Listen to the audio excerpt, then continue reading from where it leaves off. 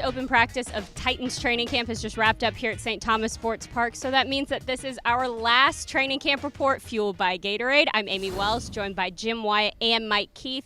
Jim, I want to start with you and talk about Marcus Mariota and the progression that you've seen him make throughout this training camp. Well, he's a guy that everybody's been watching from day one, and you've seen him slowly do more throughout the last couple of weeks. I admit, early on, I watched him and wondered how he'd react, how he'd plan, what kind of speed he'd have. And early on, after the first couple of days in camp, I thought, he's still got a ways to go. But after a couple of weeks, after seeing him kind of plant and go, after seeing him throw on the move, after seeing him kind of open up in the open field, there's no question he's come a long way. Mike Keith, I've watched a lot of practice with you, and consistently Delanie Walker has caught your attention. What has stood out to you about him? Seems like 33 years old is agreeing with him. He doesn't slow down. He continues to make plays.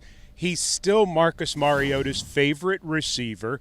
And even though the Titans do have a lot more options, it's very obvious that Delanie Walker is still going to be a huge part of this offense, particularly on third down and in the red zone. Jim, another guy that has shown that he is still playing at a high level is DeMarco Murray.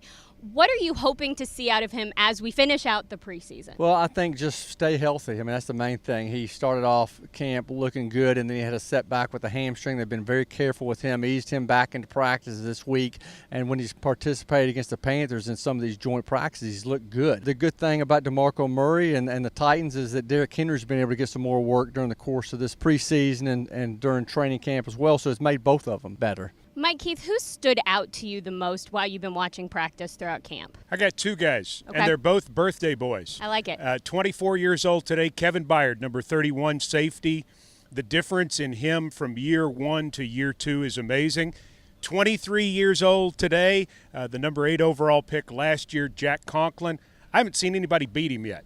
And Carolina has an outstanding defensive line. The Titans have an outstanding defensive line. The Jets have an outstanding defensive line.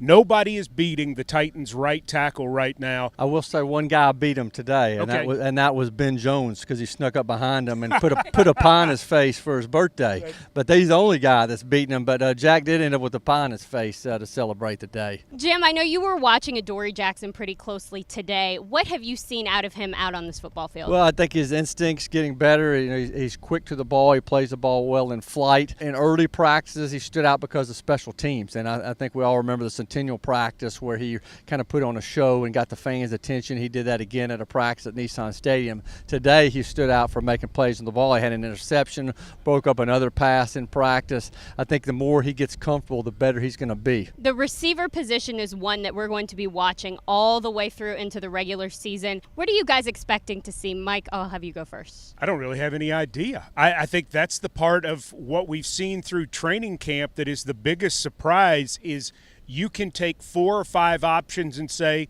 this is what they're going to do. And then you can go, no, this is what they're going to do. The situation is Harry Douglas isn't going away. He had a really good 2 days against Carolina. Eric Decker, before injuring an ankle yesterday, playing great. Rashard Matthews has had a great camp. Taywan Taylor and Corey Davis are incredible prospects. Tajay Sharp going to come off PUP at some point, either in the preseason or in the regular season.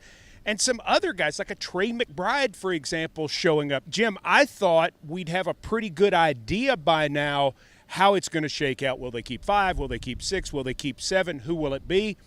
I think it's still very open. Yeah, I do too. I mean, and I think when you do the math and you start doing it at the start of camp, 5 guys can make it potentially 6 with an Eric Weems. Some things have developed during the course of camp that's made you rethink a couple of things. As you mentioned, I've not seen Tajay Sharp. We've seen very limited amount of Corey Davis. They might have to make some decisions at the end of camp that factor in health and how long a guy potentially could be slowed because of an injury. So that's a tough spot to really figure out which direction things are going to go. Guys, there's sure still a ton to watch as the Titans go through the preseason. The Titans will take on the Carolina Panthers this Saturday at Nissan Stadium. They're going to face the Chicago Bears and then the Kansas City Chiefs on the road, and then it is time for the regular season. For Mike Keith, Jim Wyatt, I'm Amie Wells, and this is your Titans training camp report fueled by Gatorade.